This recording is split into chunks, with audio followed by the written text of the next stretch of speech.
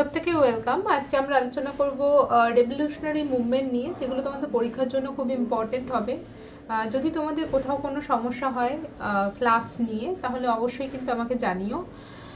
তো এখানে আমাদের ডেসক্রিপটিভ পড়তে হবে, তার আগে আমাকে রেভলিউশন সম্পর্কে জানতে হবে, যে রেভলিউশনের উৎপত্তি বা বিপ্লবের উৎপত্তি কোথা থেকে, এটা আমাকে জানতে হবে। তো সেক্ষেত্রে আমাদের যেটা পড়তে হবে, খুব ভালো করে শোনো, যে discussion on notable revolutionary of Indian national movement, lesson presented by me. তার আগে আমি তোমাদের বলতে চাই যে আনএকাডেমি সম্পর্কে, যে আনএকাডেমি প্লাসে তোমরা জানো যে আনএকাডেমি প্ল্যাটফর্ম, যে আনএকাডেমি প্ল্যাটফর্ম থেকে তোমরা প্রত্যেকটা কম্পিটিটিভ এক্সামের প্রিপারেশন পাও, এবং এই কম্পিটিটিভ এক্সামের প্রিপারেশন তোমরা পাও কিসের দ্বারা? তোমরা বিভিন্ন রকম মানে অনলাইন প্ল্যাটফর্মে পিডিএফ, ঠিক আছে, যেটা তোমাদের স্টাডি মেটেরিয়াল হয়, টিচার, এক্সাম, ঠিক আছে, সমস্ত যা যা তুমি অফলাইনে পাও সেই সমস্ত কিছু তুমি অনলাইন আনএকাডেমির দ্বারাও পাও। তো এবার বিষয়টা হচ্ছে, তার থেকে যদি আমি বলি যে তোমাকে ফেসিলিটি তুমি কি পাচ্ছ, ফেসিলিটি এটাই যে কম্পিটিটিভ এক্সামের জন্য যেটা আমার সব থেকে বেশি দরকার, সেটা হচ্ছে আমার সময়, মানে পড়াতে বেশি ফোকাস করা, ঠিক আছে, সময় দরকার। তো সেক্ষেত্রে আমরা দেখতে পাচ্ছি সময় বাঁচিয়ে পড়াটা কিন্তু তুমি এই আনএকাডেমি প্ল্যাটফর্ম থেকে কিন্তু করতে পারছো, ঠিক আছে, এটা কিন্তু খুব ভালো করে মনে রেখো। তো এখানে আমি দেখতে পাচ্ছি, দেখো যে এই প্ল্যাটফর্ম যখন তুমি জয়েন করবে, মানে আনএকাডেমির মাধ্যমে তুমি প্লাস ক্লাস পাবে, তুমি স্পেশাল পাবে। প্লাস মানে হচ্ছে তোমাকে ফিস দিয়ে যেটা দিতে ভর্তি হতে হবে, স্পেশাল মানে হচ্ছে ফ্রি ক্লাস, যেটা অ্যাপসে ফ্রি ক্লাস হয় WBPSC-তে। আর ইউটিউব সেশন মানে ইউটিউব যে ক্লাসগুলো হয়, সেটা তো তোমরা স্পেশাল টপিকের ওপর বুঝতেই পারছো, ঠিক আছে। ওয়েলকাম, সবাই ওয়েলকাম, প্রত্যেকে গুড মর্নিং সবাইকে, ঠিক আছে। তো এবং সব থেকে বড় কথা যে আমি আমার চয়েসের এডুকেটর পাচ্ছি, আমি আমার চয়েসের ব্যাচ পাচ্ছি, আমি একটা ওয়েল স্ট্রাকচার রুটিনকে ফলো করতে পারছি, এবং সব থেকে বড় কথা হচ্ছে আমি ইন্সপিরেশন পাচ্ছি এডুকেটার্সদের থেকে। তাহলে এগুলো সব আমরা একসাথে এক প্ল্যাটফর্মে কিন্তু পাচ্ছি, যেটা কিন্তু খুব ইম্পর্টেন্ট আমাদের স্টুডেন্টসদের জন্য। নেক্সট এবার যেটা আমরা আলোচনা করব, the root of the success of this competitive exam. এই মানে কম্পিটিটিভ এক্সামে তোমার এই যে ফিক্সড মাইন্ড, এবং তোমাকে সাফল্য পেতে গেলে তোমার যেটা সব থেকে বড় দরকার, যে তুমি যে কোর্সটা বা যে জায়গাটা তুমি মানে ধরো তোমার মনে হচ্ছে যে আমি এখন WBCS এর ব্যাচই করব, আমি অন্য কোনো ব্যাচ করব না, তাহলে এটা তুমি চয়েস করতে পারবে। এবং WBCS এ যদি 5টা ব্যাচ হয়, তুমি এক্স্যাক্টলি কোন ব্যাচটা করবে, কোন এডুকেটরদের ক্লাস করতে তোমার বেশি ভালো লাগছে, সমস্ত কিছু তোমার হাতেই কিন্তু তোমাকে পাওয়ার দেওয়া হয়েছে, যে তুমি কোনটাকে চুজ করবে, তুমি করো। তো আমাদের এখানে এই মুহূর্তে এতগুলো আমাদের ব্যাচ চলছে, যে প্রত্যেকটা ব্যাচ কিন্তু তোমাদের জন্য খুব ইম্পর্টেন্ট, খুব ভালো করে দেখো। আর এখানে আমাদের তোমাদের কাছে একটা নোটিফিকেশন, যে সামনের মাস থেকে, নেক্সট মান্থ থেকে তোমাদের কিন্তু 10% ডিসকাউন্ট যেটা আছে, এটা কিন্তু 5% হয়ে যাবে, যেটা কিন্তু খুব গুরুত্বপূর্ণ। আর এখানে আমাদের এক্সিস্টিং যে প্রাইসটা রয়েছে, ধরো 1900, সেটা কি হলো, বা 3 মান্থের বা 6 মান্থের বা 1 ইয়ারের বা 2 ইয়ারের 5% ডিসকাউন্ট হয়ে গেলো, কি হবে, ঠিক আছে। তো যাই হোক, এটা বেনিফিট কি প্লাসের, তো বেনিফিট তোমরা দেখতেই পাচ্ছ। তো এবার বিষয়টা হচ্ছে, প্রত্যেককে বলা হচ্ছে যে এখানে তোমাদের প্রত্যেকটা এডুকেটর রয়েছে, প্রত্যেক এডুকেটরকে তোমরা ফলো করো। আর অবশ্যই কিন্তু ক্লাসে যদি জয়েন করতে হয়, তাহলে এই রেফারেল কোডটা ইউজ করো, RAMILA, এর জন্য 10% ডিসকাউন্ট হবে, ঠিক আছে। আচ্ছা, প্রথম প্রশ্ন আজকে আমি পেতে গেলে, দেখো প্রথম আমি যখন ডেসক্রিপটিভ থেকে শুরু করব, যে আমি যদি রেভলিউশনারি মুভমেন্ট বলি, তাহলে আমি কি বলবো, রেভলিউশনারি বা বিপ্লবী কারা। আমাকে এই 3টে কনসেপ্ট ভালো করে জানতে হবে, যে এই যে আমাদের উৎপত্তি, যেটা র্যাডিক্যাল মাইন্ড, র্যাডিক্যাল কনসেপ্টটা, এটা আমরা জানি যে আমরা ফ্রেঞ্চ রেভলিউশনের পরবর্তীকালে, যেখানে তোমরা জানো যে সাম্রাজ্যবাদীদের পতন এবং সেখানে প্রজাতন্ত্রের প্রতিষ্ঠা, ঠিক আছে। তো এক্ষেত্রে আমরা দেখতে পাই যে 3 ধরনের, আমি যদি ভারতের স্বাধীনতা সংগ্রামী বলি, যে দেখো 1857-র আগে তুমি দেখবে যে এখানে 1857 মুভমেন্টটা কি ছিল, অধিকারের জন্য লড়াই, নিজেদের অধিকারের জন্য লড়াই। 1857 লড়াইটা কি, নিজেদের অধিকারের জন্য লড়াই, ঠিক আছে। কারণ আমাদের পলিটিক্স আছে, ইকোনমি আছে, সবই আছে, কিন্তু আমরা যদি বলি যে কোনো পলিটিক্যাল অর্গানাইজেশন, সেক্ষেত্রে পলিটিক্যাল অর্গানাইজেশন এই পলিটিক্যাল অর্গানাইজেশন যে একটা আমরা বলি, এই যে পলিটিক্স মানে ওভারঅল পলিটিক্স নেশনকে রিপ্রেজেন্ট করছে, এটা কিন্তু আমরা দেখতে পাই না। এটা কিন্তু আমরা দেখতে পাই 1857 পর থেকে। এবং কংগ্রেস এস্টাবলিশ, যদি আমি বলি ন্যাশনাল পার্টি, তাহলে হচ্ছে কংগ্রেস এস্টাবলিশ থেকে 1885 থেকে। এবং আমরা যদি, তাহলে তুমি বলবে তাহলে কংগ্রেস প্রতিষ্ঠা হওয়ার আগে কি পলিটিক্যাল পার্টি ছিল না? বঙ্গভাষা প্রকাশিকা সভা ছিল না? জামিনদারি অ্যাসোসিয়েশন ছিল না? ব্রিটিশ ইন্ডিয়া অ্যাসোসিয়েশন ছিল না? তাহলে এগুলো কি? এগুলো তো পলিটিক্যাল অর্গানাইজেশন। এগুলো তো তুমি সোশিয়াল রিফর্মস মুভমেন্ট বলতে পারো না, বা সোশিয়াল রিফর্মস অর্গানাইজেশন বলতে পারো না। তাহলে এগুলো প্রত্যেকটা তো আমাদের কি, প্রত্যেকে যদি না বুঝতে পারো আমাকে কিন্তু জিজ্ঞাসা করো, ঠিক আছে? তো এখানে প্রত্যেকটাকে আমি কি বলবো, এইসব পলিটিক্যাল অর্গানাইজেশন। তাহলে এই যে কংগ্রেস থেকে আমরা জানি যে যখন থেকে 1885 খ্রিস্টাব্দ কংগ্রেস, তাহলে আমরা কংগ্রেসদেরকেই বলি মডারেট বলি, মডারেট কনসেপ্ট। তাহলে আমরা তখন ফেজে ডিভাইড করি পলিটিক্যাল যে মুভমেন্ট, তাকে আমরা 3টে স্টেজে ভাগ করি। ফার্স্ট স্টেজ হচ্ছে লিবারেল, তারপরে মডারেট, তারপরে এক্সট্রিমিস্ট। তো এই 3টে স্টেজে আমি ভাগ করলাম। তো যদি আমি ফার্স্ট স্টেজ বলি যে লিবারেল, তো লিবারেল আমাদের 80 থেকে 85 পর্যন্ত। এই লিবারেল কনসেপ্টের মধ্যে কি তখন চাইছে কিছু রেগুলেশনস। লিবারেলরা কি চাইছে? তুমি যদি বলে যে বঙ্গভাষা প্রকাশিকা কি চাইছে, এই সরি জামিনদারি অ্যাসোসিয়েশন কি চাইছে, ব্রিটিশ ইন্ডিয়া অ্যাসোসিয়েশন কি চাইছে, কোনো লোকাল কোনো ইন্টারেস্ট বা লোকাল পাওয়ার, এটাকেই তো চাইছে, ঠিক আছে? এবার তুমি যখন পড়ে যাবে, ঠিক আছে, তখন তুমি কি দেখতে পাবে? লোকাল রেভলিউশন, লোকাল মুভমেন্ট, সব লোকাল ইস্যু, সব লোকাল দেখতে পাবে, মানে স্থানীয়। লিবারেলরা কি চাইছে? রেগুলেশনস, মানে ধরো ল্যান্ড রেভিনিউকে কমানো হোক, ঠিক আছে, ছোটখাটো এক একটা বিষয়কে তুলে ধরা হচ্ছে। লিবারেল মানেই হচ্ছে তাই, লিবারেল মানে হচ্ছে গভর্নমেন্ট ফরমেশন, মানে গভর্নমেন্ট কি করবে যে তাদের ইস্যুগুলোকে এস্টাবলিশ করবে। নেক্সট যখন আমরা দেখতে পাচ্ছি মডারেট আসছে, তো মডারেট কি করছে? Political organisation. খুব ভালো করে এটা বোঝো, মডারেট কি? মডারেট হচ্ছে পলিটিক্যাল অর্গানাইজেশন।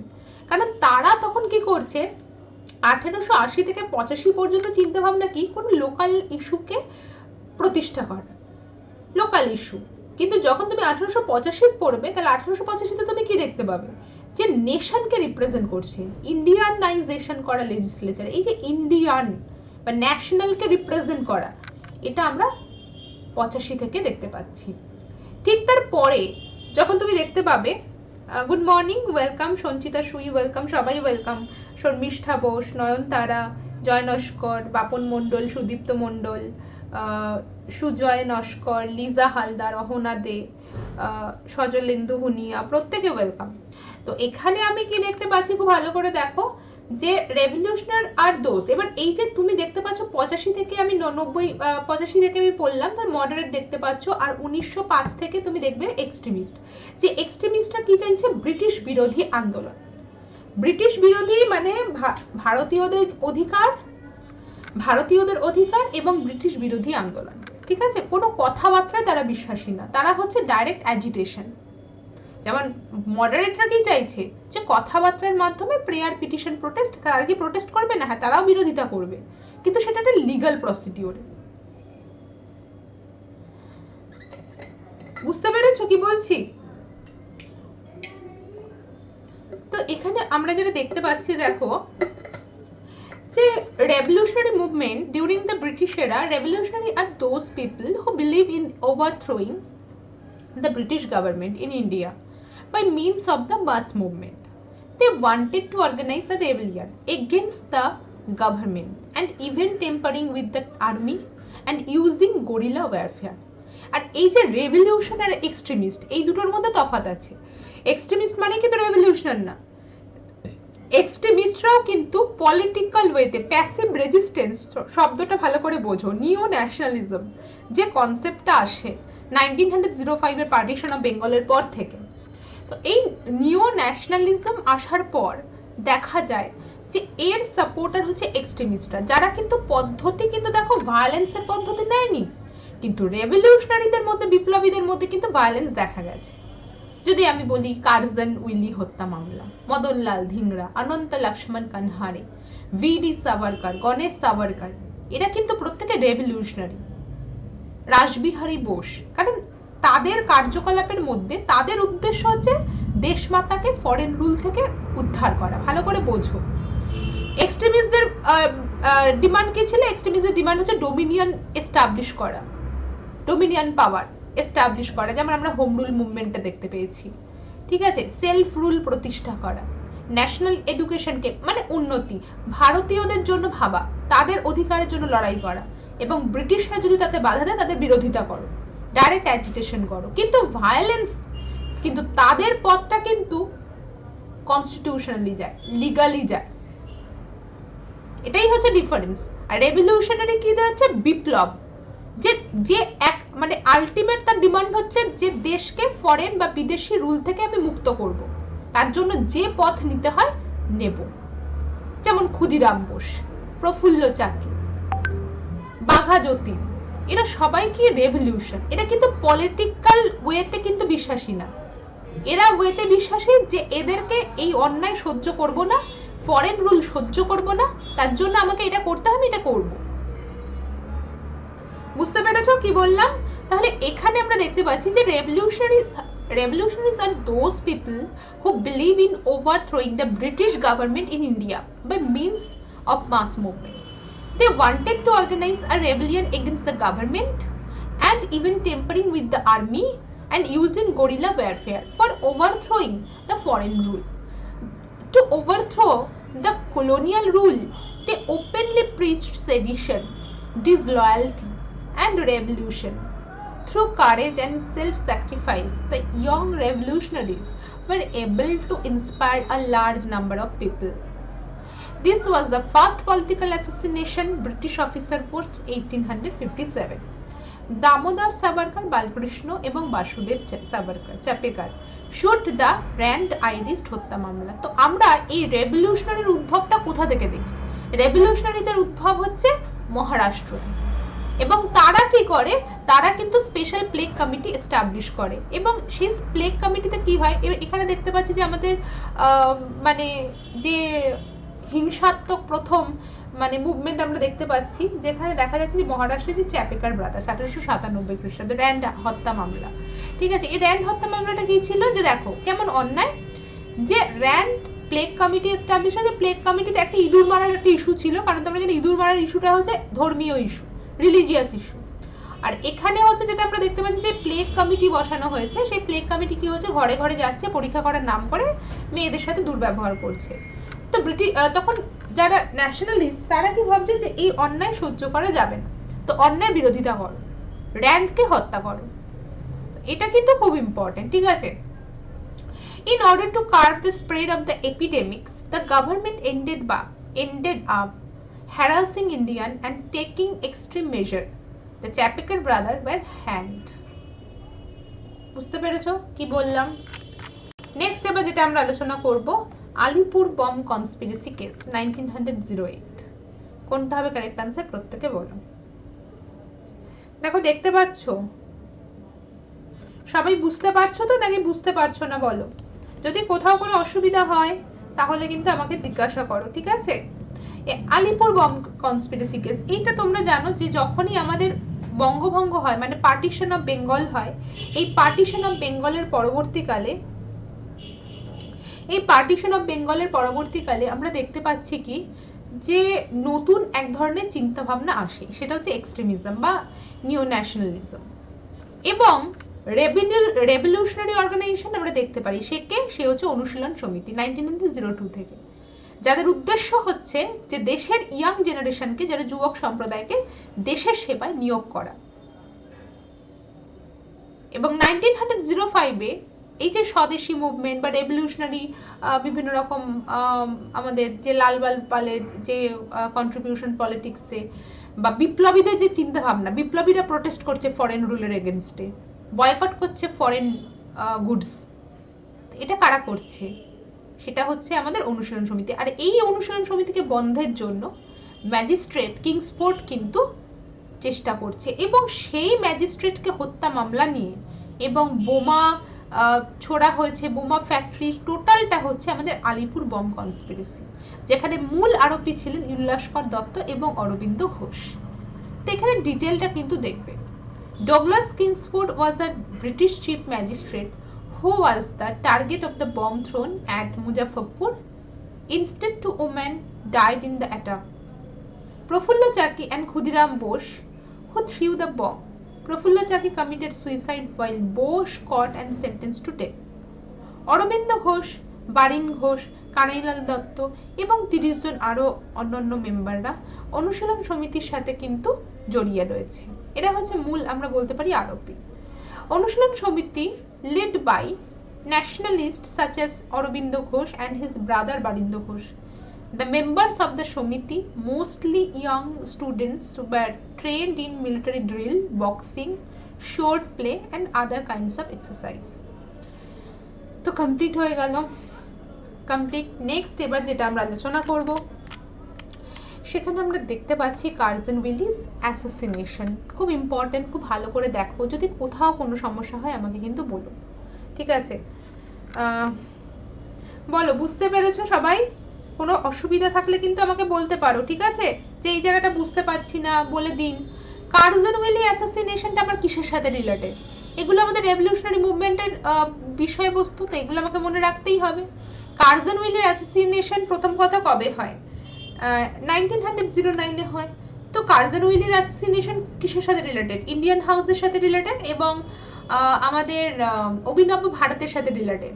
এই যে মদনলাল ধিংড়া, ঠিক আছে, এই মদনলাল ধিংড়াকে নিয়ে আমরা দেখতে পাই যে একটি বিখ্যাত অর্গানাইজেশন এবং ক্যারেক্টার বিকাজি কামা, রুস্তম কামা, তো যিনি কিন্তু তার যার একটা বিখ্যাত বই গ্রন্থ 1900 জার্নাল, গ্রন্থ ঠিক না জার্নাল, 1909-এ, যাকে আমরা বলি যে মদন তলওয়ার।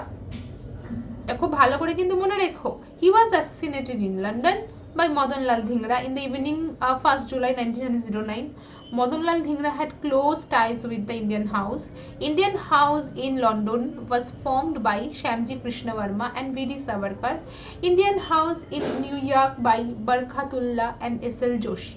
এটা কিন্তু মনে রাখতে হবে, এই দুটোই কিন্তু ইম্পর্টেন্ট, খুব ভালো করে দেখো।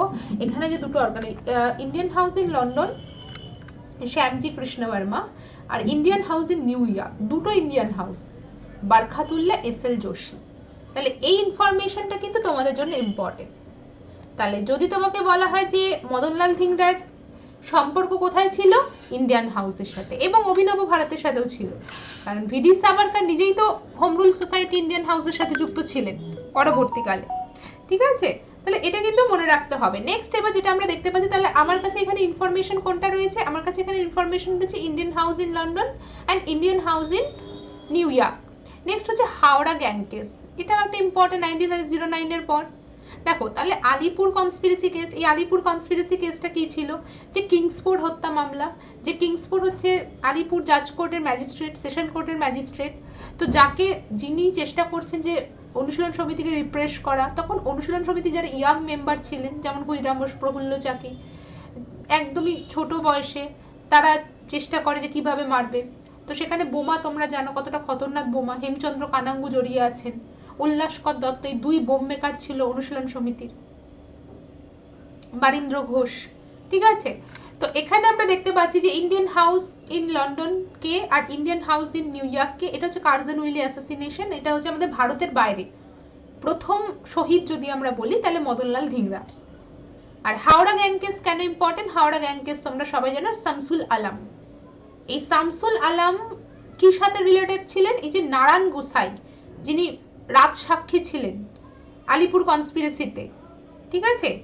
এই নারায়ণ গোসাইকে হত্যা মামলায় যেখানে আমরা দেখি যে চার্জে ছিলেন শামসুল আলম, আর এই শামসুল আলম কি করছে? যুগান্তরের উপরে, যেমন আমরা কিংসফোর্ডকে দেখতে পেয়েছিলাম যে যুগান্তরের উপর বিভিন্ন রকম কিন্তু নিষেধাজ্ঞা আরোপ করছে বা যুগান্তরকে শেষ করার, এই নারায়ণ গোসাইয়ের কিন্তু কেসটা ওনার হাতেই ছিল, ঠিক আছে? তো arrest trials 47 Bengalese Indian nationalist of অনুশীলন সমিতি, 47 জনকে অ্যারেস্ট করা হয় because the murder of the inspector Shamsul Alam in the Calcutta. তো আমরা দেখতে পাচ্ছি যে শামসুল আলমের হত্যাকাণ্ডে এতজনকে গ্রেপ্তার করা হয়। He uncovered the revolution network Anushilan Samiti that like to murder and other robberies. তো এই অনুশীলন সমিতির যে যে চার্জ ছিল, মানে বিভিন্ন রকম ডাকাতি সংক্রান্ত আর আমাদের মার্ডার সংক্রান্ত, তো সেক্ষেত্রে উনি চার্জে ছিলেন। অনুশীলন সমিতির পুরো চার্জে ছিলেন হচ্ছে শামসুল আলম, আর এই শামসুল আলমকে হত্যা করেছে আমাদের বাঘা যতীন বা যতীন্দ্রনাথ মুখার্জি। ঠিক আছে, নেক্সট হচ্ছে যেটা আমরা আলোচনা করব, খুব ভালো করে দেখো। এখানে আমরা দেখতে পাচ্ছি গদর মুভমেন্ট। তাহলে গদর মুভমেন্ট নিয়ে আমরা কোনটা পড়বো, খুব ভালো করে কিন্তু দেখো গদর মুভমেন্ট নিয়ে আমার পড়ার কি আছে। 1907-এ লালা হরদয়াল স্টার্টেড আ উইকলি। এই যে গদর পার্টি, এই গদর পার্টি রিপ্রেজেন্ট করছে কাকে? ইন্ডিয়ান রেভলিউশনারিজদের। কোথায়? Outside India. ঠিক আছে, তো ক্যালিফোর্নিয়া। তো সেখানে আমরা দেখতে পাচ্ছি যে গদর মুভমেন্টের মুখপত্র হচ্ছে গদর পত্রিকা। তো লালা হরদয়াল উইকলি স্টার্ট করেছে, যাকে আমরা গদর বলি। His association with more leaders led to formation of the Ghadar Party in 1913, North America. This movement was planned to temper the loyalty of Indian troops from secret society and assassinated British official, etc. This movement was intensified because Komadagamaru incident. তো এই কোমাদাগামারু ইনসিডেন্টটা এমন ছিল যে আমরা দেখতে পাই যে immigration, সবাই immigrant হচ্ছে বা এক জায়গা থেকে আরেক জায়গা যাচ্ছে। কোথায় যাচ্ছে? নাকি নর্থ আমেরিকা যাচ্ছে, ভ্যানকুভারে যাচ্ছে। ঠিক আছে, তো ভ্যানকুভারে যখন যাচ্ছে, তো তাদের একটা, তোমরা জানো যে কানাডা ছিল ব্রিটিশ কলোনির আন্ডারে, তো তাদেরকে একটা অ্যালোটেড ছিল যে 35 জনের বেশি আমরা এই সমস্ত ইমিগ্রেন্ট ছাড়া কাউকে আমরা ঢোকাবো না। ঠিক আছে, তো সেখানে এই জাহাজকে কি করা হয়? ঢুকতে দেওয়া হয় না। তো এই জাহাজকে নিয়েই আমাদের সেই গল্প, যেখানে আন্দোলন হয়, কি গদর মুভমেন্টে কিভাবে জড়িত কোমাদাগামারু ইনসিডেন্ট, কে ছিলেন লিডার, ঠিক আছে, এগুলো তোমাদের পরীক্ষায় আসে। তো দিস মুভমেন্ট ইন্টেন্সিফাইড, এবং হিন্দুস্তান প্যাসিফিক কোস্ট অ্যাসোসিয়েশন, ঠিক আছে, এটা তোমাদের মনে রাখতে হবে যে এনশিয়েন্ট নাম কি ছিল গদর পার্টির। তারপরে যুগান্তর আশ্রম ছিল হেডকোয়ার্টার। ঠিক আছে, যুগান্তর আশ্রম ক্যালিফোর্নিয়াতে। কাকে বলা হয়? এই গদর পার্টি কার সাথে রিলেটেড? কোন মুভমেন্টের সাথে রিলেটেড? গদর মুভমেন্টের সাথে related. Ghadar activist in a Japanese ship called Komadagamaru went to Canada and to challenge the discriminatory immigration law of Canada. After reaching Vancouver, they were refused permission to land the ship. ঠিক আছে, এটা কিন্তু অবশ্যই মনে রাখবে। Next এবার যেটা আমরা আলোচনা করব, কাকোরি কনস্পিরেসি কেস। তো কোনটা হবে কারেক্ট আনসার? প্রত্যেকে বলো, কোনটা হবে কারেক্ট আনসার? প্রত্যেকে বলো।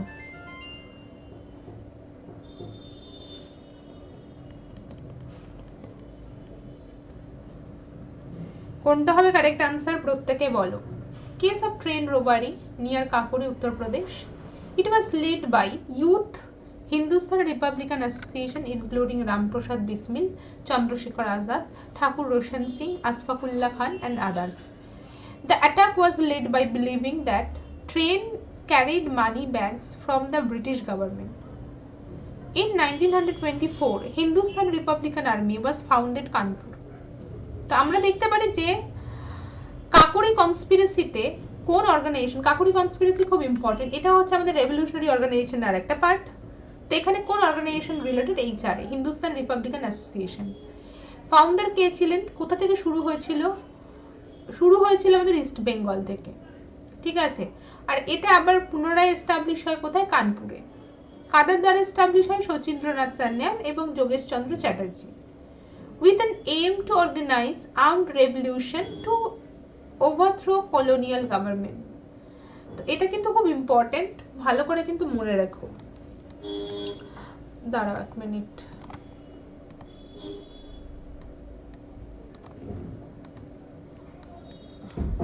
In September 1928, many of the major revolutionaries gathered at Firod Shah Kotla and set up a new association by adding socialist into their name.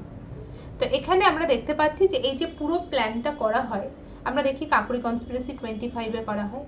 আবার ফের আমাদের এই এইচআরএ যেটা এস্টাবলিশ হয়েছিল, এবং কাকোরি কনস্পিরেসির সাথে রিলেটেড কি, কতজন ষড়যন্ত্রকারী ছিলেন, কতজনকে গ্রেপ্তার করা হয়, প্রধান আরোপি কে কে ছিলেন, কাদের ফাঁসি হয়, কে পাবলিক প্রসিকিউটর ছিলেন।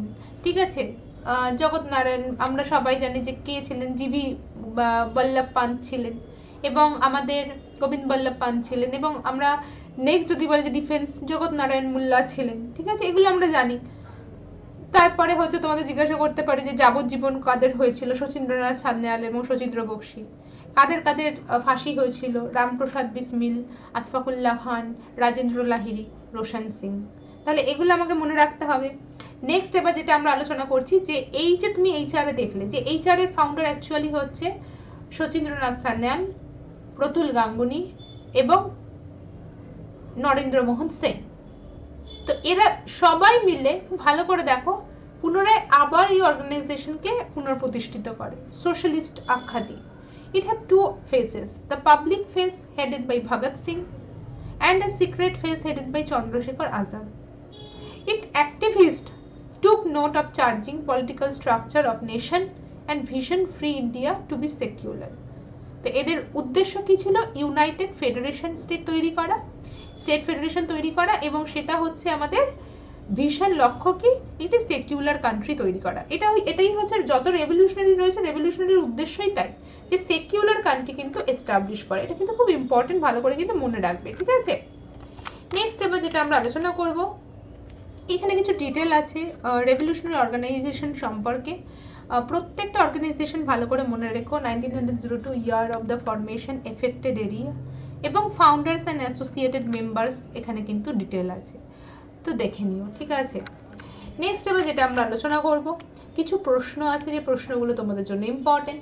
যেখানে ফার্স্ট আমরা দেখতে পাচ্ছি যে which of the following extremist leader murdered Kennedy on April 30, 1908। তো কোনটা হবে কারেক্ট আনসার প্রত্যেকে বলো, যে which of the following extremist leader murdered Kennedy on April 30, 1908। কোনটা হবে correct answer? Miss Kennedy, Mrs Kennedy.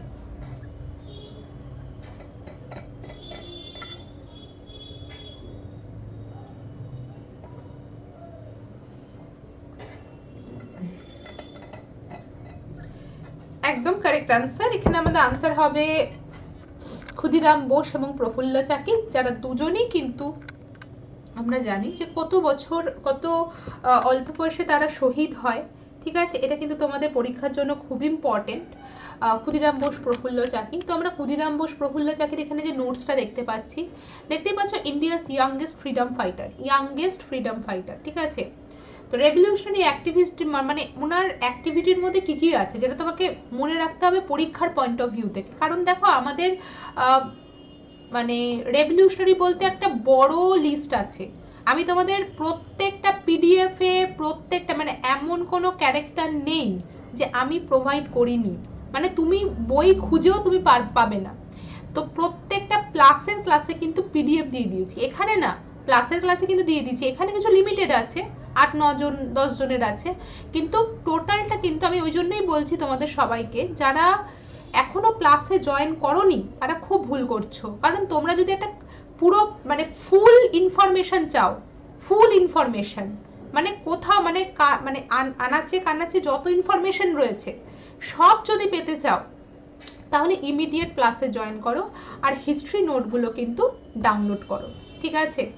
তো এখানে দেখো, এখানে যেটা বলা হয়েছে যে ক্ষুদিরাম বোস আর কোথা দিয়ে জয়েন করবে সেটা হচ্ছে ডেসক্রিপশন বক্সে একটা লিঙ্ক আছে, ওই লিঙ্কে গিয়ে কিন্তু সবাই কিন্তু সাবস্ক্রিপশন নিয়ে নাও। তো ক্ষুদিরাম বোস সম্পর্কে যেটা রয়েছে, mission of underway, learn bomb making technique, কোথা থেকে তৈরি শিখেছে, নিকোলাস সার্ফেন্সি, এবং আমরা জানি এখানে হেমচন্দ্র কানাঙ্গু কিন্তু এখানে বম্ব মেকার ছিলেন, আর বম্ব হচ্ছে পাইরিক অ্যাসিড বোমা, ঠিক আছে? খুব ইম্পর্টেন্ট। মুজাফরপুর কনস্পিরেসি কেসের সাথে রিলেটেড রয়েছে, and role in the Indian freedom struggle. তো এটা এটুকু আমাকে মনে রাখতে হবে। নেক্সট এবার যেটা আমাকে বলেছে যে মার্ডার্ড কেনেডি অন এপ্রিল 30, 1908। তো ক্ষুদিরাম বোস এবং প্রফুল্ল চাকি 30th April 1908, Khudiram threw a bomb at a carriage believed to be carrying Kingsport right outside European club. His partner Profullo Chaki had split up Khudiram soon. And আমরা জানি যে ক্ষুদিরাম বসু ধরা পড়ে গেছিল এবং আমাদের ক্ষুদিরাম বসু কিন্তু ধরা পড়ে গেছে, প্রফুল্ল চাকিও ধরা পড়ে গেছে। কিন্তু এখানে আমাদের প্রফুল্ল চাকি অ্যাটেম্প টু সুইসাইড আর ক্ষুদিরাম বোসকে তো ফাঁসি দেওয়া হয়, ঠিক আছে? নেক্সট এবার আমরা যেটা আলোচনা করব, who was also involve in the Kingsford assassination attempt. কোনটা হবে কারেক্ট আনসার প্রত্যেকে বলো। কিংসফোর্ড অ্যাসাসিনেশন অ্যাটেম্প কোনটা হবে কারেক্ট আনসার প্রত্যেকে বলো। যেখানে আমরা দেখতে পাচ্ছি কানাইলাল দত্ত, এস.এন. ব্যানার্জি, বিপিন চন্দ্র পাল এবং যতীন দাস। কোনটা হবে কারেক্ট আনসার প্রত্যেকে বলো।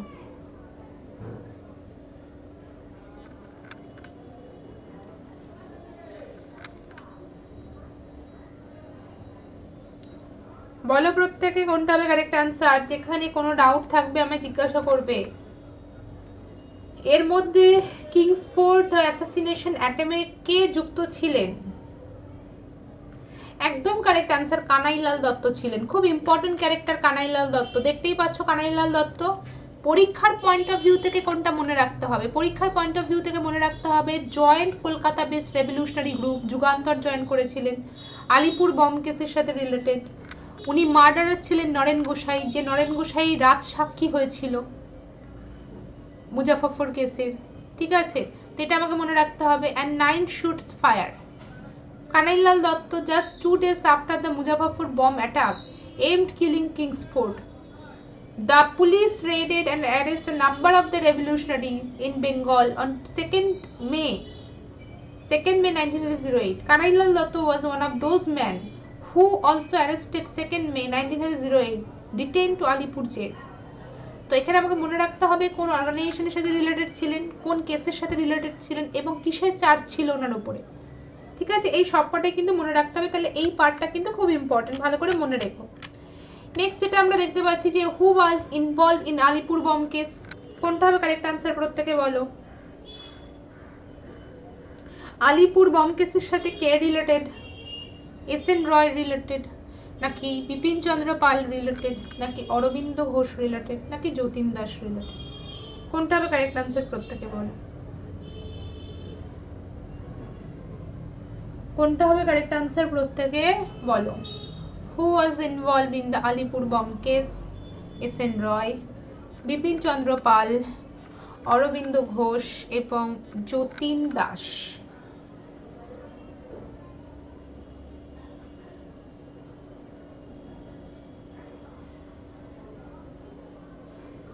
একদমই কারেক্ট আনসার সি হবে, অরবিন্দ ঘোষ হবে কারেক্ট আনসার। তো ভালো করে মনে রাখবে।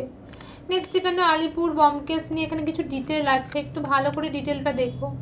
যে Alipore bomb case Muraripukur conspiracy বা মানিকতলা বম কনস্পিরেসি, যেখানে আমরা দেখতে পাচ্ছি Bengali nationalist of the Anushilan Samiti and murder of the Naren গোসাই।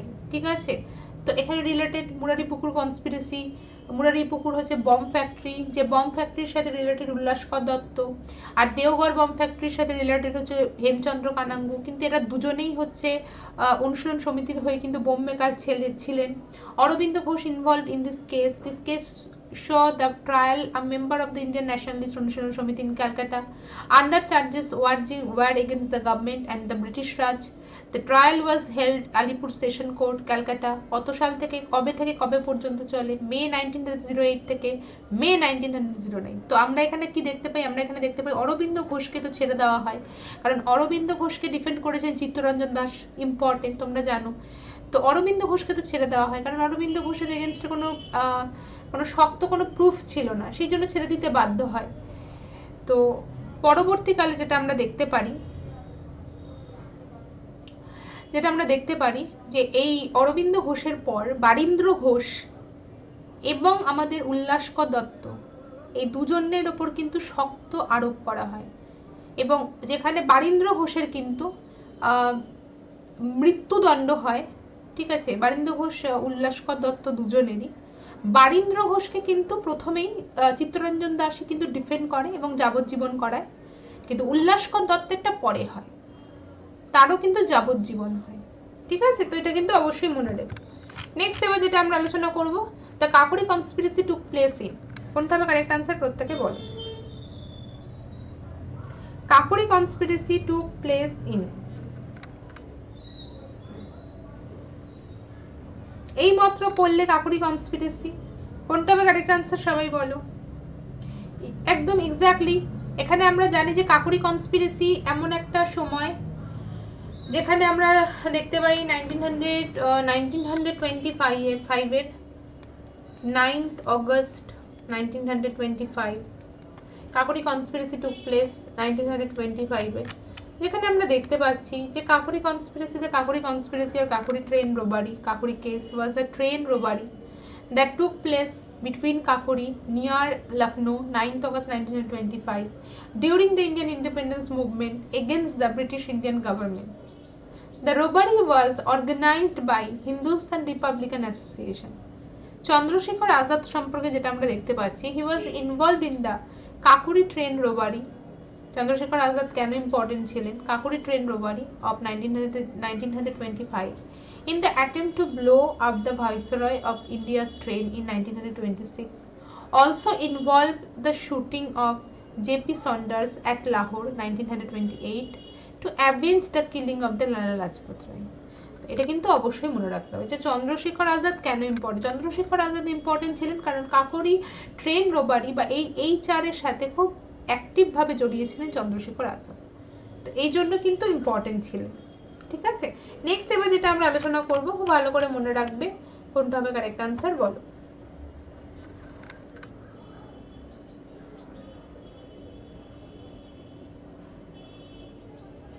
এখানে কোনটা হবে correct answer? Who conducted red under the banner Indian Republican army and establish provincial revolutionary government, কোনটা হবে কারেক্ট আনসার প্রত্যেকে বলো।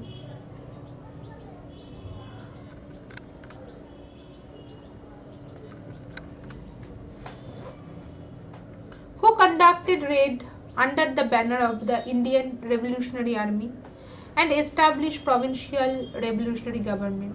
সুভাষ চন্দ্র বোস নাকি চন্দ্রশেখর আজাদ নাকি সূর্য সেন নাকি ভগৎ সিং, কোনটা হবে কারেক্ট আনসার বলো।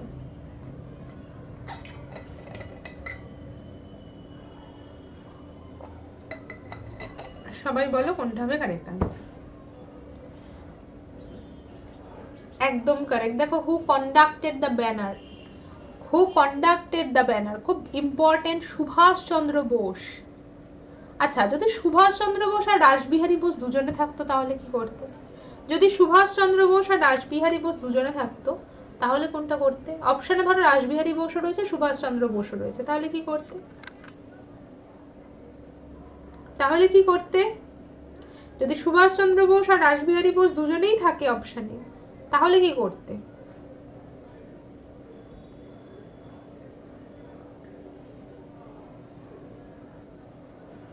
কেন রাসবিহারী বোস কেন বলবে? রাসবিহারী বোস তো শুধু ইন্ডিয়ান ন্যাশনাল আর্মি যখন ক্যাপ্টেন মোহন সিং যখন ব্রিটিশদের হাতে ধরা পড়ে যায়, কারণ আমাকে প্রেক্ষাপটটা বুঝতে হবে। প্রেক্ষাপটটা কি ছিল? প্রেক্ষাপটটা হচ্ছে যে ক্যাপ্টেন মোহন সিং হচ্ছে ব্রিটিশ আর্মির মেম্বার, ব্রিটিশ আর্মি যারা, কারণ সাউথ ইস্ট ইনভেশন হচ্ছে ভারতের ওপরে, ঠিক আছে, আর জার্মান যাচ্ছে রাশিয়ার দিকে, সেকেন্ড ওয়ার্ল্ড ওয়ারে এটাই হয়, জার্মান হচ্ছে রাশিয়া আর জাপান আসছে আমাদের সাউথ ইস্টের দিকে। তো সেক্ষেত্রে আমরা কি দেখতে পাচ্ছি যে ব্রিটিশ আর্মি সেনা পাঠিয়েছে যে জাপানকে আটকানোর জন্য, যাতে আন্দামান মণিপুর মানে ইস্ট জোন হয়ে যাতে ঢুকতে না পারে। তো সেখানে ক্যাপ্টেন মোহন সিং জাপানিজদের হাতে ধরা পড়ে যায়। তো জাপানিজদের হাতে যখন ধরা পড়ে তখন জাপানিজরা এই যে হিটলারের হাতে যখন ধরা পড়েছিল বন্দীদের, সেই বন্দীদের নিয়েই তো আজাদ হিন্দ বাহিনী গঠন হয়, সেই সেনাবাহিনীদের নিয়েই তো আজাদ হিন্দ বাহিনী গঠন হয়। তো এখানে হচ্ছে দেখা যায় যে ক্যাপ্টেন মোহন সিংকে অফার দেয় জাপান গভর্নমেন্ট, নয় জেলে বন্দী হতে হবে, নয়তো ব্রিটিশদের এগেনস্টে লড়াই করতে হবে।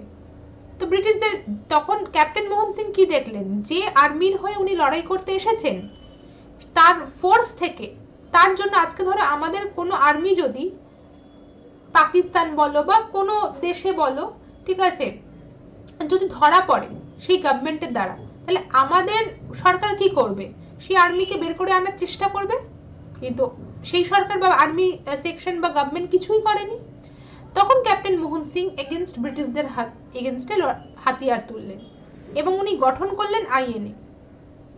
সেই আইএনএ যখন লড়াই করার পর যখন ক্যাপ্টেন মোহন সিং ফের আবার অ্যারেস্ট হয়, ব্রিটিশদের হাতে অ্যারেস্ট হয়, ফার্স্টে জাপানিজদের হাতে অ্যারেস্ট হয়েছিল, তারপর ব্রিটিশদের হাতে, তখন এই দলের কি হবে? ভেঙে পড়বে। তখন এই দলের দায়িত্ব দিয়েছিল রাসবিহারী বোসের কাছে জাপান গভর্নমেন্ট, তো যে নাম সবাই জানো। তো সেক্ষেত্রে আমরা দেখি যে এখানে তোমাদের আইএনএ তো শুধু বলেনি, তোমাকে বলেছে আইএনএ এবং establish a provincial revolutionary government. Provincial government কে ফরমেশন করেছিলেন আইএনএ কে নিয়ে, যাকে আমরা আজাদ হিন্দ গভর্নমেন্ট বলি, তখন তো সুভাষচন্দ্র বোস হবে। যদি তোমাকে বলে যে ইন্ডিয়ান রেভলিউশনারি আর্মিকে এস্টাবলিশ করেছে, ঠিক আছে, আর এটা তো ইন্ডিয়ান রেভলিউশনারি আর্মি রয়েছে, আইআরএ রয়েছে, তো আইআরএ বললে তো সূর্য সেন হবে, সুভাষচন্দ্র বোস কেন হবে? আমি তো ভুলই বলে যাচ্ছি, এটা তো আইআরএ রয়েছে, আইআরএ মানে রেভলিউশনারি আর্মি, এখানে সূর্য সেন হবে, সূর্য সেনের গ্রুপের নাম তো। আর আইআরএ হচ্ছে প্রভিন্সিয়াল গভর্নমেন্ট ফরমেশন করেছিলেন, ঠিক আছে? হ্যাঁ একদমই। In Singapore Rashbehari Bose have to hand over the Subhash. আমি এখানে যেটা বলতে চাইছি ভালো করে বোঝো, এখানে যদি ন্যাশনাল আর্মি থাকতো, ইন্ডিয়ান ন্যাশনাল আর্মি যদি থাকতো, ভালো করে উমেশ বোঝো ব্যাপারটা কি বলছি, ইন্ডিয়ান ন্যাশনাল আর্মি যদি থাকতো তাহলে এর ফাউন্ডার বললে ক্যাপ্টেন মোহন সিং হয়, এর ফাউন্ডার কখনো রাসবিহারী বোস হয় না।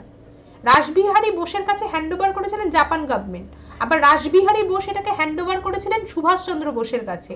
কিন্তু এই ইন্ডিয়ান ন্যাশনাল আর্মিকে নিয়ে যদি তোমার প্রশ্নে থাকে, যেমন এখানে রয়েছে প্রভিন্সিয়াল গভর্নমেন্ট, সেরকম ওখানেও যদি থাকে ইন্ডিয়ান ন্যাশনাল আর্মি আর আইআইএল কে নিয়ে প্রভিন্সিয়াল গভর্নমেন্ট কে ফরমেশন করেছেন, তখন আমার আর হবে না রাসবিহারী বোস, তখন হবে সুভাষচন্দ্র বোস। কারণ সুভাষচন্দ্র বোস এসেই কি করলো, গভর্নমেন্ট তৈরি করলো এই দুটো গ্রুপকে নিয়ে, যাকে নাম দিল আজাদ হিন্দ গভর্নমেন্ট। বুঝতে পেরেছো কি বললাম? নেক্সট এবার যেটা আমরা আলোচনা করব, এখানে এটা আমি একদমই ভুল কি দেখলাম কি জানি, আমি ওখানে রেভলিউশনারি আর্মি রয়েছে, আমি দেখছি ন্যাশনাল আর্মি, তো সেই জন্য বলে গেলাম আমি একরকম, কিন্তু অ্যাকচুয়ালি এটা হচ্ছে আমাদের কি আইআরএ হচ্ছে সূর্য সেনের। তো সূর্য সেনের এখানে রেভলিউশনারি অ্যাক্টিভিটির মধ্যে কি কি রয়েছে তোমরা জানো, যে চিটাগাং আর্মারি, যে এই যে সূর্য সেনের গ্রুপ চট্টগ্রাম, খুব ভালো করে বোঝো, চট্টগ্রাম হচ্ছে একটা পাহাড়ি এলাকা, ঠিক আছে? তোমরা জানো পাহাড়তলি ক্লাব, যেখানে যেখানে অ্যাটাক হয়েছে, প্রীতিলতা ওয়াদ্দেদার গুলি করেছিলেন, তো সেখানে আমরা কি দেখি যে এই যে গ্রুপ, এই চট্টগ্রামের যে গ্রুপ, তারা চাইছে যে এই ব্রিটিশারদের পুরোপুরি পরাস্ত করা, এবং চট্টগ্রামের তাদের টার্গেটটা কি ছিল, চট্টগ্রামের সাথে ব্রেস্ট অফ ইন্ডিয়ার পুরো কানেকশনগুলো বন্ধ করে দেওয়া। এদের টার্গেট ছিল রেল লাইন নষ্ট করা, টেলিগ্রাফ নষ্ট করা, ঠিক আছে, যাতে কোনোভাবে না কানেকশন করতে পারে, আর পুরো ব্রিটিশদের মেরে ফেলা, মানে তাদেরকে পুরোপুরি রিমুভ করা, যাতে একটা ব্রিটিশদের উপর একটা রেভলিউশনারিদের সম্পর্কে একটা ত্রাস হয়।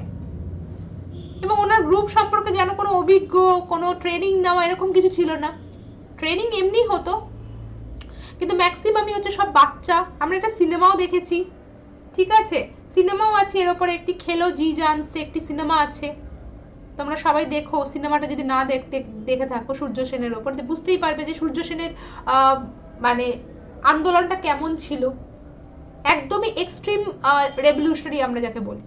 এবং সূর্য সেন প্রথম অ্যারেস্ট হয়েছিলেন 26 থেকে 28 পর্যন্ত নন কোঅপারেশন মুভমেন্ট, উনি কিন্তু গান্ধিয়ান মুভমেন্টে যোগদান করেছিলেন এবং কংগ্রেসের হয়ে প্রভিন্সিয়াল গভর্নমেন্ট ফরমেশন করেছিলেন ইন্ডিয়ান রেভলিউশনারি আর্মি হিসেবে, রেভলিউশনারি গ্রুপ।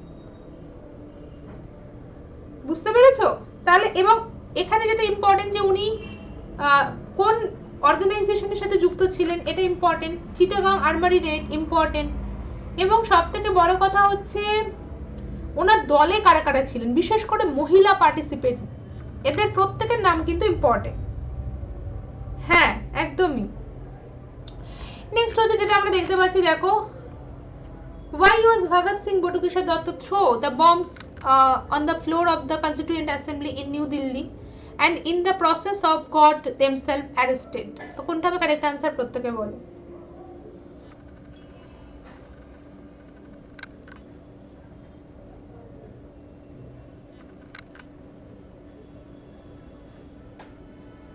এখানে কোনটা হবে কারেক্ট आंसर প্রত্যেকে বলো।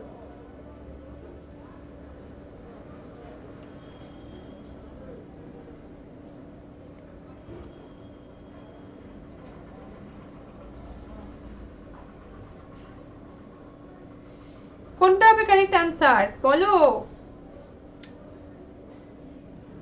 কি বলেছে?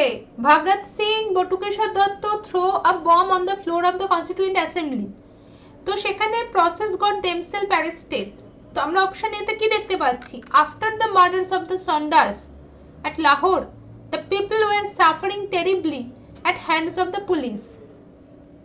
অপশন বি বলেছে a feeling had slowly gained around that the people had to suffer the consequence of the crimes and committed by Bhagat Singh etc. To remove such feeling, HSRA and decided to send 2 members to commit a crime and then to count arrest. Next, to create a sensation all over India in order to remove political lethargy. তো এখানে কোনটা হবে correct answer? এখানে আমাদের answer হবে D, exactly all of the above, সবকটাই তো হবে কারেক্ট আনসার। ঠিক আছে, নেক্সট এবার এখানে আমরা দেখতে পাচ্ছি যে এই যে আমরা বম ফেলাটা, এটা কি? এই বোমা তৈরি করেছিলেন কে? কেউ বলতে পারবে? এই যে কনস্টিটিউয়েন্ট অ্যাসেম্বলিতে যে বোমা ফেলা হয়েছিল, এই বোমা তৈরি করেছিলেন কে? কার উপরে চার্জ ছিল এই বোমা তৈরি? কার উপরে চার্জ ছিল এই বোমা তৈরি?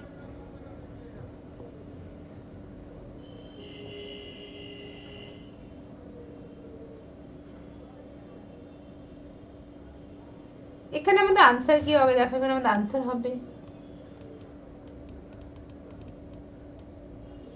যতীন দাস। ঠিক আছে, যতীন দাস হবে কারেক্ট আনসার। তো সেক্ষেত্রে আমরা দেখতে পাচ্ছি যে all of the above.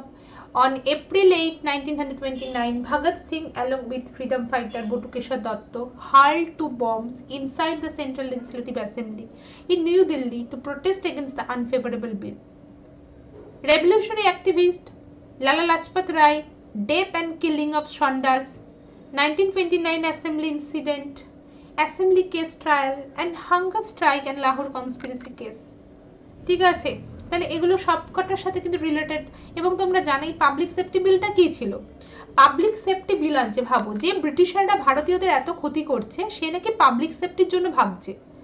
Public safety বিল এনে চেষ্টা করছে যে এই যে কমিউনিস্ট আন্দোলন, বিশেষ করে পিজেন্ট অ্যান্ড ওয়ার্কারদের যে আন্দোলনের একটা মানে সেই সময় একটা কি হচ্ছে, মানে আগুনের ফুলকির মতো বাড়ছে।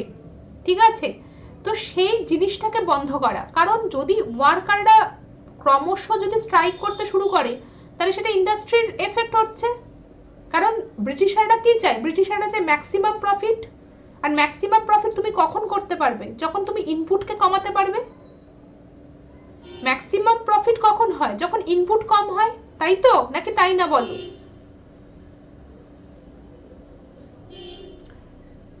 কি বলছি বোঝার চেষ্টা করো, যে কখন ম্যাক্সিমাম প্রফিটটা হয়? যখন ইনপুট তোমায় কম দিতে হয়, তাই তো? আর ম্যাক্সিমাম প্রফিট তখনই হয়। তাহলে লেবার চার্জটা এখানে ব্রিটিশাররা প্রথম থেকে কি করে এসেছে? যখন চাষিদের দিয়ে চাষ করাতো, ন্যূনতম একটা অ্যামাউন্ট দিত। ওয়ার্কারদের দিয়ে কাজ করাচ্ছে ইন্ডাস্ট্রিতে, ন্যূনতম একটা প্রিভিলেজ দিত আর ন্যূনতম কিছু অ্যামাউন্ট দিত, যাতে তাদের চলতো না। হাই ট্যাক্সেশন রেট থাকতো সব সময়। তো সেখানে এই কমিউনিস্ট আন্দোলনের মাধ্যমে কি হচ্ছে? প্রত্যেকটা ওয়ার্কার তাদের দাবি দাওয়া করছে, এতে তো ইন্ডাস্ট্রির ক্ষতি হচ্ছে। তারা তখন কি করলো? পাবলিক সেফটি ইস্যু দেখিয়ে পাবলিক সেফটি বিল আনলো, যাতে এই কমিউনিস্ট আন্দোলন সাধারণ মানুষের জীবনযাত্রাকে নষ্ট করছে। ব্যাপারটা ভালো করে কিন্তু বোঝো, বুঝতে পেরেছো? পাবলিক সেফটি বিলকে বন্ধ করতে হবে। তো এই অ্যাসেম্বলিতে বোমা ছুড়েছিলেন কারা? ভগৎ সিং, বটুকেশ্বর দত্ত। কারা কারা উপস্থিত ছিলেন? আচ্ছা, এখানে কোন বিলকে ইন্ট্রোডিউস করা হয়েছে আর কোন কমিশন এখানে যুক্ত? মানে যখন বোমা ছোড়া হয় ওই ঘটনা, মানে ওই অ্যাসেম্বলিতে কে ছিলেন, কোন গোষ্ঠী ছিলেন? সাইমন কমিশন গ্রুপ ছিল। তোমাদের পরীক্ষায় কিন্তু প্রশ্ন দিতে পারে, সাইমন কমিশন গ্রুপ ছিল তখন। নেক্সট এবার যেটা আমরা আলোচনা করছি, দেখো, হু কিল্ড জেনারেল মাইকেল ও ডায়ার 1940? মাইকেল ও ডায়ার 1940।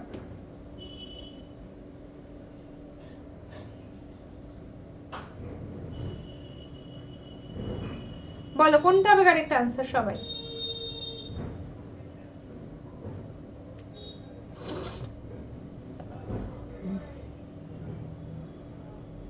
হ্যাঁ, একদমই উধম সিং।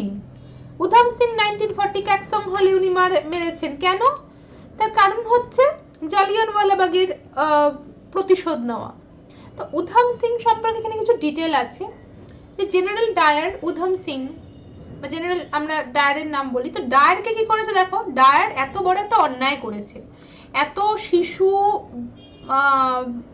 পুরুষ, নারী সব এতজনকে হত্যা করেছে।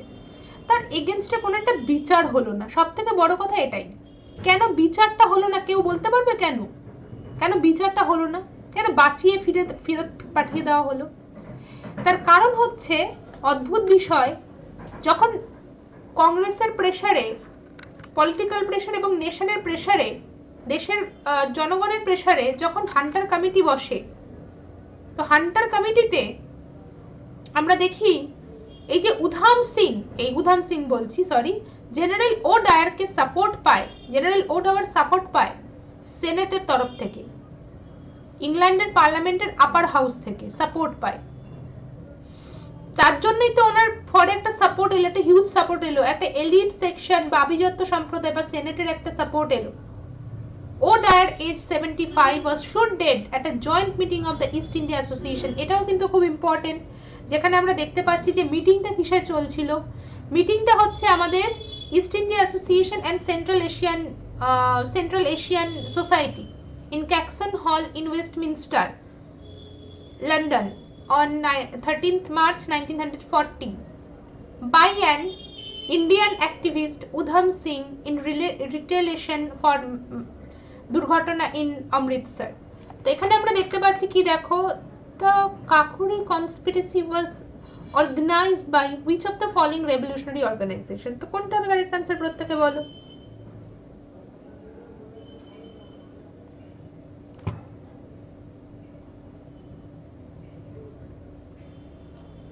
কাকুরি ট্রেন কনস্পিরেসি কোনটা হবে কারেক্ট आंसर বলো। আচ্ছা, প্রতিদিন কিন্তু আমার 7:30 থেকে 8:30 সন্ধ্যেবেলা আনএকাডেমিতে ফ্রি ক্লাস থাকে। আনএকাডেমি অ্যাপসে WBPSC সার্চ করবে, আর অ্যাপসে আমার নাম রমিলা মজুমদার সার্চ করবে, দেখবে পেয়ে যাবে। তো ফলো করে রাখবে, প্রত্যেকটা ক্লাসে নোটিফিকেশন পাবে। আর ফ্রি ক্লাসগুলো কিন্তু প্রত্যেকে জয়েন করো, ঠিক আছে? প্রত্যেকে ফ্রি ক্লাসে জয়েন করো যত তাড়াতাড়ি সম্ভব, কারণ প্রতিদিনের কিন্তু রিভিশন কিন্তু তোমাদের হিস্ট্রিতে অনেকটাই এগিয়ে রাখবে। শুধু হিস্ট্রি বলে না, পলিটির জন্য রয়েছেন অরিজিৎ বাসু চৌধুরী স্যার, অবশ্যই ফলো করো। আর তোমরা ইকোনমিক্স বলো বা সাবজেক্ট তোমার বেঙ্গলি ইংলিশ বলো, ঠিক আছে, প্রত্যেকটা সায়েন্স বলো, প্রত্যেকটার জন্য কিন্তু তোমাদের এখানে টিচাররা রয়েছেন অ্যাভেলেবেল।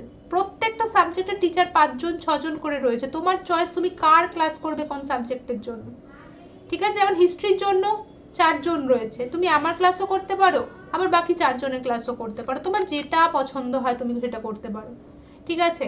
তো এখানে Kakori conspiracy was organized by which of the following organization? এখানে আমাদের আনসার হবে HRA, খুব ইম্পর্টেন্ট। তো এখানে HRA সম্পর্কে কিছু ডিটেল আছে, একটু দেখে নিও। আর এখানে একজন বিখ্যাত ক্যারেক্টার সম্পর্কে বলা আছে যার নাম হচ্ছে Manmath Nath Gupta. He also involved the Kakuri Train conspiracy and revolutionary activist Chauri Chaura, Hindustan Republican Association, Kakuri Kant, and become a prolific writer. Hindustan Republican association সম্পর্কে কিছু ডিটেল আছে এবং এখানকার লিডারদের নাম আছে, খুব ভালো করে মনে রেখো। তো এখানে আমরা দেখতে পাচ্ছি যে ডেটটা কবে, যে লখনৌ অন 9th August 1925। এটাও খুব ভালো করে কিন্তু মনে রেখো, যদি কোথাও কোনো কনফিউশন হয় কোনো কোয়েশ্চেন নিয়ে তাহলে কিন্তু জিজ্ঞাসা করো। নেক্সট আমরা দেখতে পাচ্ছি who among the following headed the quit India movement in Satara. সাতারাতে কুইট ইন্ডিয়া মুভমেন্ট হেড করেছিলেন কে? সাতারাতে কুইট ইন্ডিয়া মুভমেন্ট হেড করেছিলেন কে?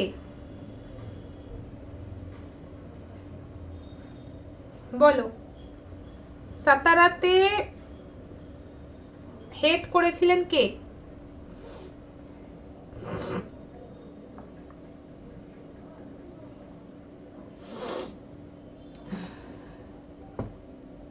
বলো, সাতারাতে কে ছিলেন?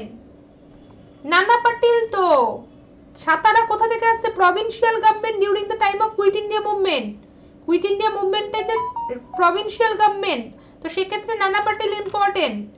নানা পাটিল সম্পর্কে আমরা এখানে ডিটেল দেখতে পাবো যে Nana Patil popularly known as Krantisinh was the Indian, যাকে আমরা বলি যে ক্রান্তিকারী, Indian independence activist and member of the parliament communist party of India. কোন পার্টির থেকে ছিলেন?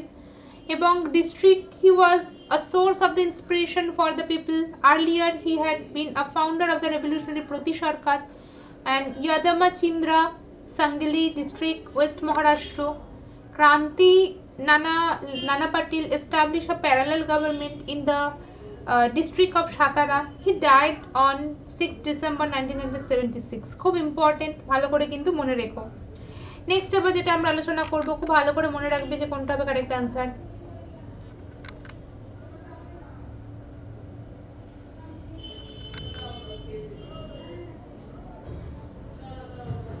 এখানে কোনটা হবে কারেক্ট অ্যান্সার প্রত্যেকে বলো।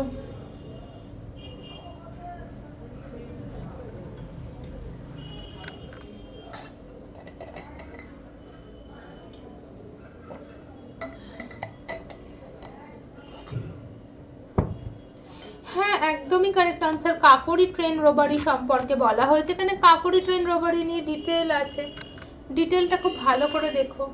Kakori conspiracy was a train robbery that took place between Kakori and near Lucknow 9th August 1925 during the Indian independence movement against the British Indian government. The robbery was conceived by Ram Prasad Bismil Asfaqullah Khan, who belonged to HRA, which later became the HSRA. তো এটা খুব ভালো করে মনে রাখবে। তো revolutionary activist সম্পর্কে যা যা রয়েছে, মাইনপুর কনস্পিরেসি রয়েছে, আন্ডারগ্রাউন্ড অ্যাক্টিভিস্ট রয়েছে, formation of the Hindustan Republican association রয়েছে, ইয়েলো পেপার কনস্টিটিউশন, এই প্রত্যেকটা ডিটেল কিন্তু আমরা আলোচনা করব এবং তোমাদের ক্লাসের কিন্তু প্রত্যেকটা ডিটেল কিন্তু রয়েছে। আমরা নেক্সট যখন কনস্পিরেসি আবার একটা পার্ট করব তখন প্রত্যেকটা কনস্পিরেসি কিন্তু আমরা ডিটেল আলোচনা করব, ঠিক আছে। নেক্সট এবার যেটা আমরা আলোচনা করব দেখো, during the freedom struggle and parallel government launched in the Indian state. তো সেক্ষেত্রে আমরা দেখতে পাচ্ছি যে এই প্যারালাল গভর্নমেন্টকে আমরা কি বলি,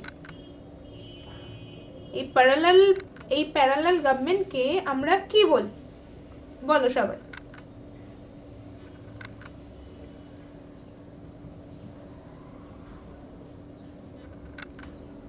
এই প্যারালাল গভর্নমেন্টকে আমরা কি বলি?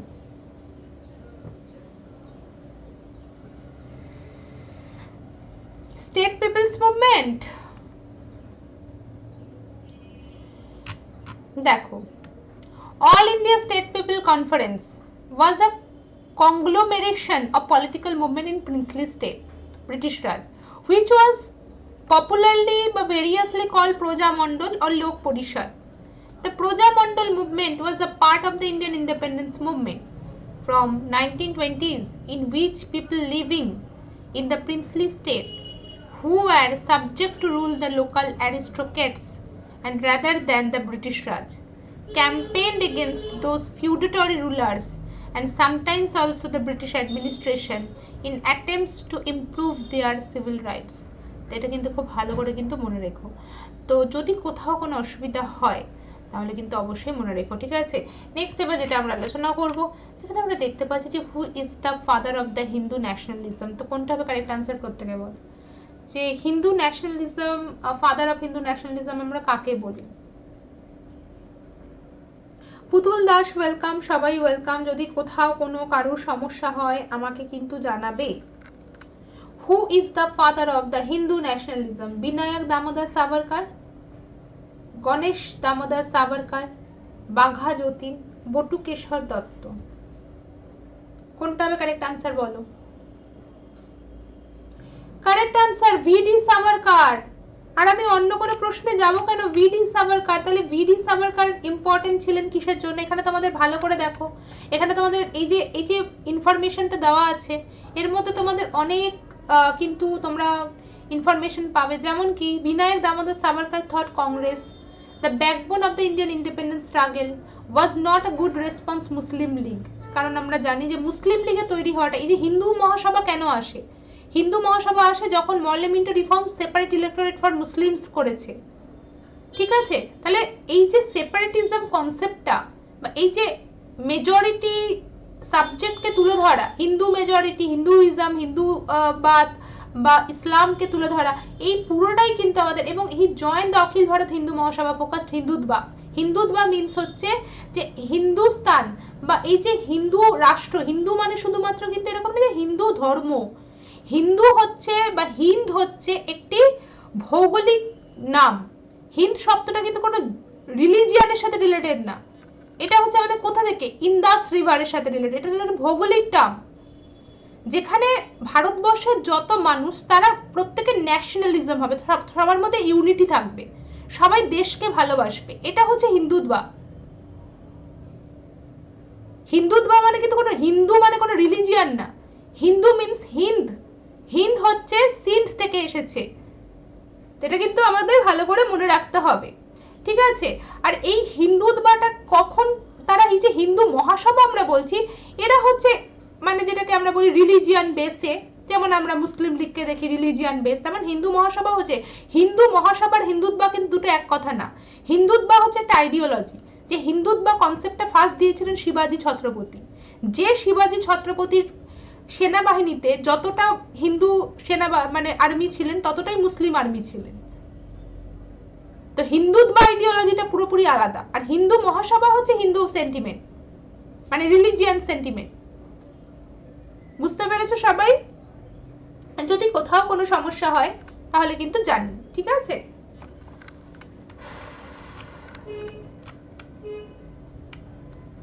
After the failure of the civil disobedience movement, Mahatma Gandhi laid emphasis on, কোনটা হবে কারেক্ট আনসার প্রত্যেকে বলো।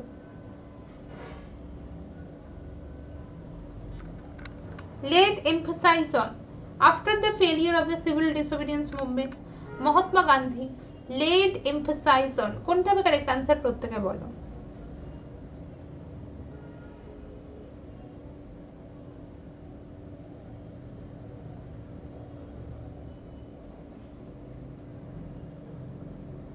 কনস্ট্রাকটিভ প্রোগ্রাম হবে কারেক্ট আনসার, সি হবে কারেক্ট আনসার, কনস্ট্রাকটিভ প্রোগ্রাম। তো এখানে কনস্ট্রাকটিভ প্রোগ্রাম, কারণ কেন কনস্ট্রাকটিভ প্রোগ্রাম মানে কি বোঝানো হচ্ছে, ফার্স্ট আমাকে এটা বলে যে সিভিল ডিসোবিডিয়েন্সের পর গান্ধীজি এমফাসাইজ করলেন কনস্ট্রাকটিভ প্রোগ্রামের মধ্যে। তো কনস্ট্রাকটিভ প্রোগ্রামের ফার্স্ট যেটা আমরা বলবো যে প্রথম কনসেপ্টটা কি ছিল কনস্ট্রাকটিভ প্রোগ্রামের, প্রথম কনসেপ্টটা ছিল পূর্ণ স্বরাজ। পূর্ণ স্বরাজ নাম্বার 1 প্রথম কনস্ট্রাকটিভ ওয়ার্কের মধ্যে গান্ধীজি ছিল। আর সেকেন্ড কি, ফার্স্ট হচ্ছে পূর্ণ স্বরাজ, সেকেন্ড কি, সেকেন্ড হচ্ছে এডুকেশন, এডুকেশন। থার্ড কি, থার্ড হচ্ছে দলিত রাইট বা আনটাচেবল এডুকেশন, বা education for the lower division বা লোয়ার কাস্ট, ডিভিশন না লোয়ার কাস্ট। তাহলে এগুলো হচ্ছে কনস্ট্রাকটিভ। ফার্স্ট কোনটা দিয়ে কনস্ট্রাকটিভ ওয়ার্ক শুরু করেছিল, পূর্ণ স্বরাজকে দিয়ে। তোমাদের পরীক্ষায় কিন্তু প্রশ্ন দেয়, ঠিক আছে। তো এখানে তোমাদের ডিটেল আছে, এখানে লেখাই আছে দেখো, পূর্ণ স্বরাজ, কমপ্লিট ইন্ডিপেন্ডেন্স, এটাই হচ্ছে প্রথম ডিমান্ড ছিল। লক্ষ্য কি ছিল সিভিল ডিসোবিডিয়েন্সের, এম কি, লক্ষ্য কি, মেন কন্ট্রিবিউশন সিভিল ডিসোবিডিয়েন্স বা আইন অমান্য আন্দোলনের কন্ট্রিবিউশন কি ছিল গান্ধীজির। তো এগুলো তোমাদের প্রত্যেককে মনে রাখতে হবে, ঠিক আছে। তো যাই হোক, তোমাদের যদি আজকে ক্লাস এতটাই থাকলো, নেক্সটের জন্য কিন্তু নেক্সট ক্লাসের জন্য তোমাদের রেগুলার কিন্তু দুটো টাইম ফলো করো, 10টা থেকে 11টা আর 5টা থেকে 6টা, ঠিক আছে। এই দুটোর মধ্যে অল্টারনেটিভ ভাবে কিন্তু ক্লাস হয়, যেদিন 10টা থেকে 11টা থাকবে 10টা থেকে 11টা, যেদিন 5টা থেকে 6টা থাকবে 5টা থেকে 6টা, ঠিক আছে। বিকেল 5টা থেকে 6টা, এই দুটো টাইম কিন্তু আমার টাইম, তো একটুখানি ভালো করে মনে রেখো। থ্যাংক ইউ সবাইকে, আবার দেখা হবে তোমাদের সাথে কালকে, আগামীকাল। Thank you. আর প্রত্যেকে কিন্তু ভিডিও ভালো লাগলে লাইক করবে, কমেন্ট করবে, আর বন্ধুদের সাথে লিঙ্কটাকে শেয়ার করবে, ঠিক আছে। আর সাবস্ক্রাইব করবে আমাদের লেটস ক্র্যাক WB এক্সাম চ্যানেলকে, আর তোমাদের টেলিগ্রাম গ্রুপেও জয়েন করতে পারো লেটস ক্র্যাক WB এক্সাম চ্যানেলে।